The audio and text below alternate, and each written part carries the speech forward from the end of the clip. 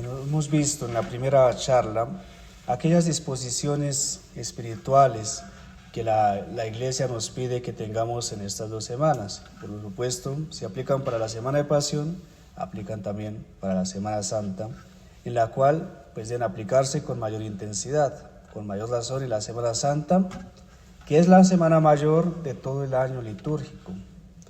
Entonces, pasaremos directamente a ver aquellos aspectos litúrgicos que sobresalen más en estos días de la Semana Santa. Y para esto empezaremos con el Domingo de Ramos.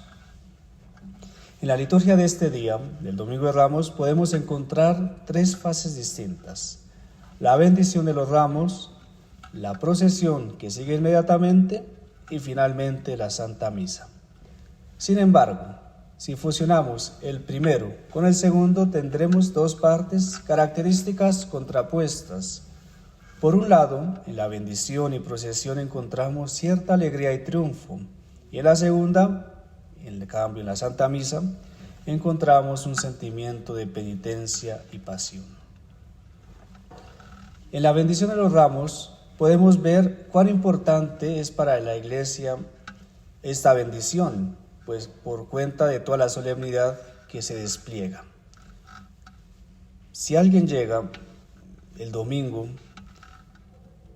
pareciese que fuese a asistir a una misa, puesto que tiene un introito, tiene una colecta, una epístola, un gradual, un evangelio e incluso un prefacio. Después de haber cantado el Sanctus, viene la bendición de los ramos, que se convierten en un sacramental que ayudan a la santificación de nuestras almas y a la protección de nuestros cuerpos y de nuestras casas. El colocarlos con honor en algún lugar de nuestra casa es un signo de fe y una esperanza en la ayuda divina. Luego, el segundo rito de este día es la célebre procesión que sigue a la bendición de los ramos. Su objeto es representar la entrada triunfal de nuestro Señor a Jerusalén. Y para que nada falte en esta representación del relato evangélico, los ramos que acaban de ser bendecidos son llevados por todos los que van en la procesión. Es un testimonio de la honra que Jesucristo se merece como Rey triunfante sobre el mal, sobre la muerte. Y una vez que la procesión ha llegado de nuevo a la iglesia, nos encontramos que las puertas se encuentran cerradas y ahí hay encontramos una pequeña ceremonia llena de mucho simbolismo. Se empieza a cantar el himno Gloria Laus, que se alterna con algunos cantores que han entrado a la iglesia, y esto significa que aquellos que han entrado son símbolo de la iglesia triunfante. Y una vez que el subdiácono ha golpeado 3 veces la puerta con la cruz procesional, se abren las puertas de la iglesia para que entremos a los que estábamos afuera, como mostrando la victoria de nuestro Señor Jesucristo, quien por su pasión y muerte en la cruz nos ha abierto las puertas del cielo. Representa pues la entrada a la Jerusalén celeste, a nuestra verdadera patria que el pecado de Adán y Eva nos había cerrado. Y la tercera parte de las ceremonias es la celebración de la Santa Misa.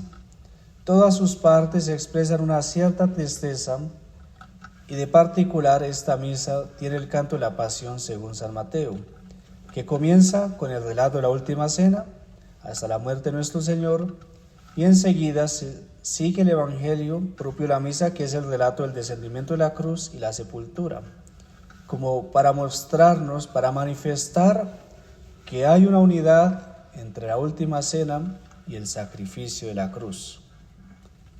Y aquí, como un punto de meditación, podíamos pensar o ver cómo nuestro Señor fue honrado en la mañana en Jerusalén por todos sus habitantes, y sin embargo en la tarde, nos dice San Mateo, volvió a Betania, a buscar hospedaje fuera de la misma ciudad que el mismo día lo haya recibido con tantos honores.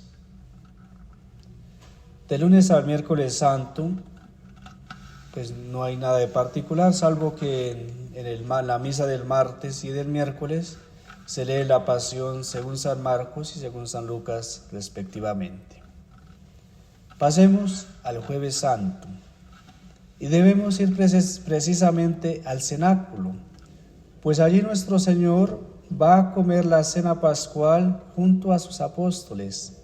Allí en ese cenáculo va a erigirse el primer altar, va a volverse un lugar mucho más importante que el templo de Jerusalén, pues allí se celebrará la primera misa. Allí nuestro Señor va a instituir la nueva Pascua. Y en la misa de este día vamos a encontrar varios detalles que manifiestan tres aspectos fundamentales a recordar en este día: la institución de la Eucaristía, la institución del sacerdocio y la promulgación del mandamiento del amor. La institución de la Eucaristía la encontramos en la epístola que es tomada de la primera carta de San Pablo a los Corintios, que es anterior a los Evangelios, que fue redactada antes a los Evangelios. Y ahí el apóstol describe la última cena y nos recuerda también la pureza necesaria para recibir el más digno de los sacramentos, pues para unirnos a nuestro Señor debemos desterrar en nuestras almas todo pecado o afecto al pecado. Pero no solamente en el cenáculo sucedió un hecho en la vida de nuestro Señor como cualquier otro. Los apóstoles fueron convidados a participar de la mesa del Señor. Pero ese día hubo mucho más que una comida. Ha habido la institución de un nuevo sacerdocio. Jesús debía instituir un ministerio sacerdotal para que los hombres de todas las épocas hasta el fin del mundo, de todo el mundo, pudiesen recibir el cuerpo y la sangre del Señor. En efecto, durante la cena nuestro Señor les dice: haced esto en memoria mía. Por estas palabras, los apóstoles han recibido el poder de cambiar el pan en el cuerpo del Señor y el vino en su sangre. Y además, este poder se podrá transmitir hasta el fin de los siglos. Una vez finalizada la misa, el sacerdote con sus ministros se dirige en procesión con el Santísimo Sacramento al monumento que se ha preparado con mucha dignidad, para dejarlo allí como mostrando, como manifestando que nuestro Señor se ha hecho prisionero de amor por nosotros. Y allí debemos ir para visitarle en esa misma noche en que fue arrestado después de la última cena, para reparar por todos los que le ultrajan y profanan al Señor presente en la Eucaristía. Y una vez que se ha dejado allí, el sacerdote y los ministros vuelven al altar y lo despojan de sus manteles, mostrando por un lado que se suspende el sacrificio, pues de hecho el Viernes Santo no se celebra la misa. Y por otro lado, muestra también que nuestro Señor ha sido arrestado y se encuentra en manos del Sanedrín. Ellos los van a despojar de sus vestiduras para sufrir las injurias de todo el pueblo. Y por eso se recita el Salmo 21, que dice: Dios mío, ¿por qué me has abandonado? Bueno, cuando comencé a hacer esta exposición del Jueves Santo, dije que había tres aspectos fundamentales a recordar: la institución de la Eucaristía, del sacerdocio y la institución del mandamiento del amor. Pues he dejado de último del mandamiento del amor, el nuevo mandamiento, ya que se relaciona con el mandato, que quiere decir mandato, que es así comienza la antífona de esta ceremonia que conocemos mejor como lavatorio de los pies, que es la última de las ceremonias de este día. El lavatorio de los pies es una lección de caridad fraterna. Nuestro Señor ha dicho a sus apóstoles al finalizar este gesto: ejemplo os he dado, pues la Iglesia ha recogido y puesto en práctica este gesto. En cuanto al número de personas a las que se le va a lavar los pies, ordinariamente se escoge a 12 hombres que hacen la vez de los apóstoles, pero en las catedrales se escoge a 13 hombres. ¿Y por qué esto? ¿Por qué? Pues algunos dicen que es el número perfecto del colegio apostólico, pues Judas Iscariote el traidor fue reemplazado por Matías y Pablo. Pero otros dicen que esto viene de un hecho de la vida de San Gregorio Magno en el siglo VI, de quien se cuenta que estando lavando los pies a 12 hombres, se encontró con uno más, un desconocido que nadie había invitado, pues este resultó ser un ángel que Dios había mandado para dar testimonio de cuánto le agradaba este acto de generosidad.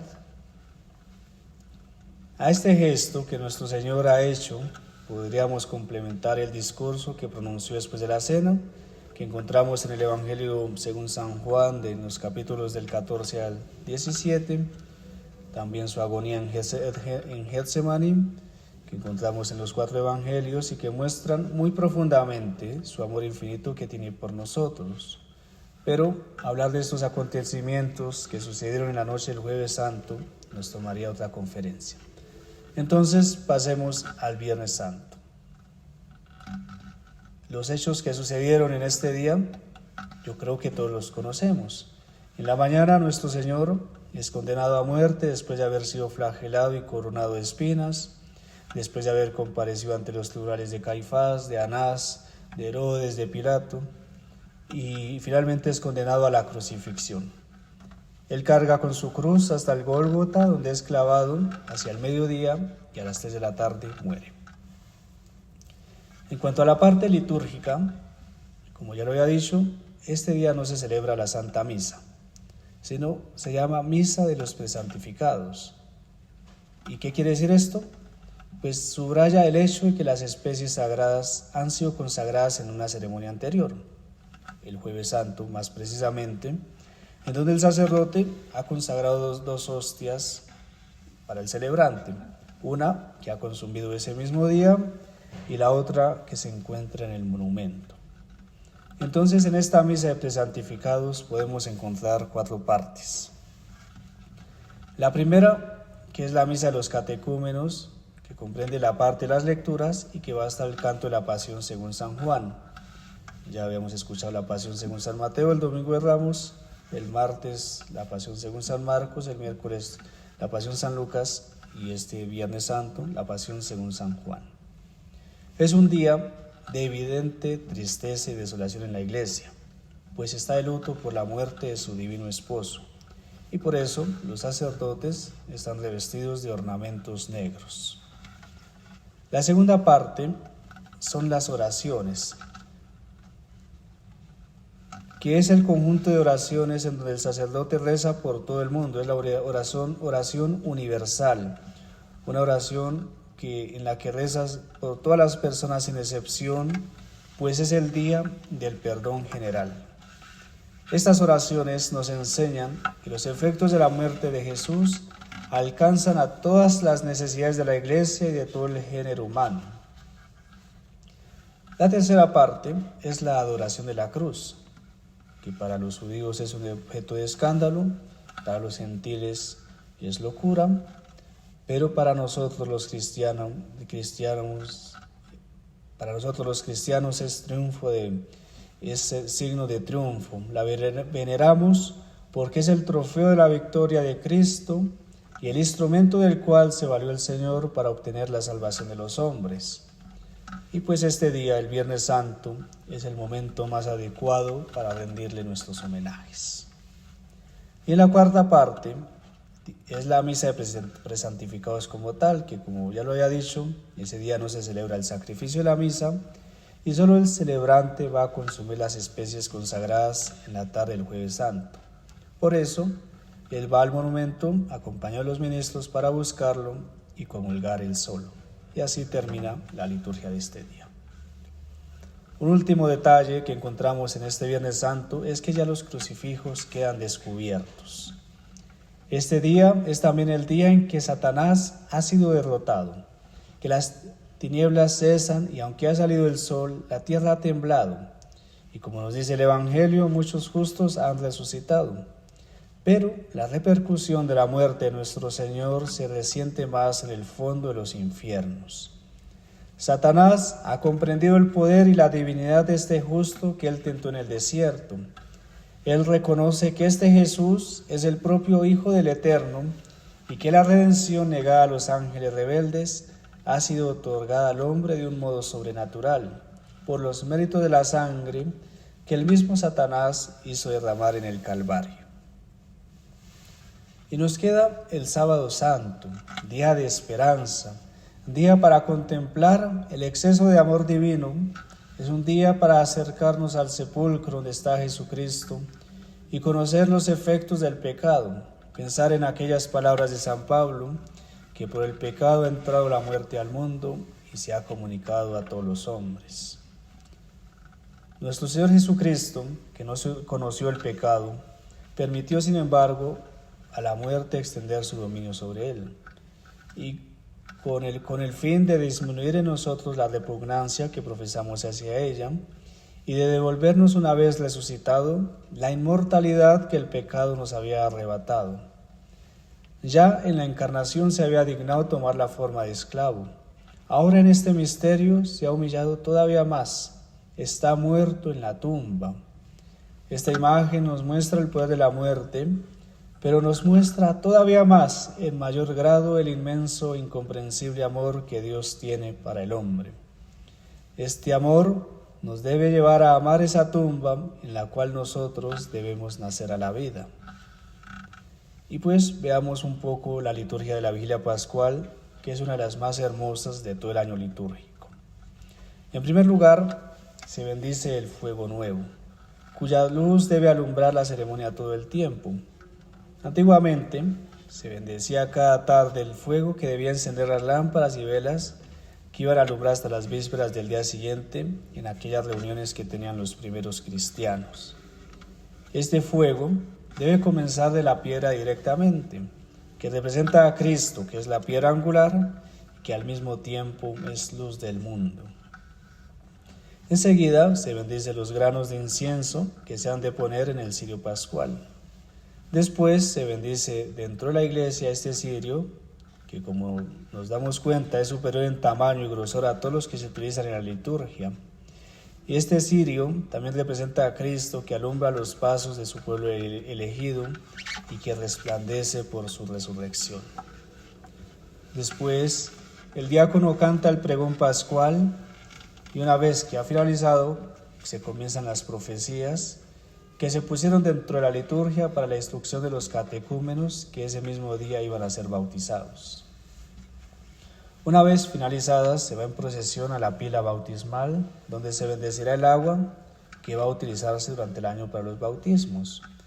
Y la oración con la que se bendice es de institución apostólica. Se han encontrado vestigios que ya en el siglo II se mencionaban. Y es muy importante porque esta agua va a ser destinada para ser el instrumento de las más grandes de las maravillas divinas, que es el bautismo. Es el agua que nos hace nacer a la verdadera vida, y por eso las oraciones que se utilizan para su bendición nos llevan a la cuna de nuestra fe. Si hay bautismos, se hacen una vez terminada la bendición y enseguida se confirman a los nuevos bautizados.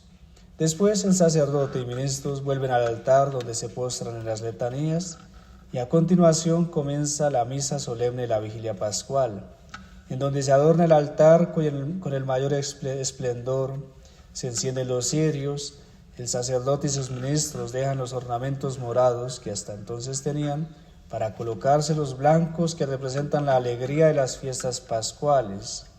Vuelve a escucharse el aleluya, el órgano vuelve a sonar, se vuelven a tocar las campanas. Toda esa alegría por la que la iglesia se desborda en júbilo en ver a su divino esposo que ha resucitado. Al día siguiente, el domingo de Pascua, se va a escuchar el Ec Dies. Este es el día que hizo el Señor, sea nuestra alegría y nuestro gozo. Este día es día de nuestra esperanza, porque si Cristo ha resucitado, nosotros también hemos de resucitar. Nuestra Pascua en la tierra no es más que un anticipo de la definitiva y eterna del cielo. La Pascua es también una invitación a la renovación moral de nuestra vida, como lo indican bien las lecturas de este domingo. Entonces, como conclusión, podemos decir que la Iglesia quiere que durante la Semana Santa nosotros acompañemos al Señor en su pasión, muerte y resurrección, para que resucitemos con Él y busquemos las cosas de arriba, y que el hombre viejo sea sepultado para caminar en una nueva vida.